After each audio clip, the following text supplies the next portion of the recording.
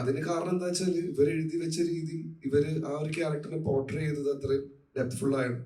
അപ്പൊ എനിക്ക് പോയി നിന്നിട്ട് എന്റെ പരിപാടി ജസ്റ്റ് ഒന്ന് പിടിച്ചു കൊടുത്താൽ മാത്രം മതിയായിരുന്നു. പിന്നെ എല്ലാവരും കൂടി ഒരു സഹായം ഉള്ളതുകൊണ്ട് നമുക്ക് അങ്ങനെ ഒരു ഓളത്തിനങ്ങ് പിടിക്കാൻ പറ്റിയെന്നൊരു വിശ്വാസം. കാരണം വെച്ചാൽ ആദ്യമായിട്ടാണ് ഇത്രയും ആകെയുള്ള വിഷമം. ആരും തിയേറ്ററിലേക്ക് അധികം വന്നില്ല. ഏറ്റവും വിഷമം അതാണ്. കാരണം നല്ലൊരു റെസ്പോൺസ് കേട്ടിട്ട് പോലും എനിക്കിത് റീച്ച് ചെയ്യാൻ പറ്റുന്നില്ല, പ്രൊമോട്ട് ചെയ്യാൻ പറ്റുന്നില്ല. കിടന്ന് കുറെ ശ്രമിക്കുന്നുണ്ട്. അപ്പൊ അതുകൊണ്ട് തന്നെയാണ് എല്ലാവരും ഒരു പ്രസ് മീറ്റിലേക്ക് വിളിച്ചത്.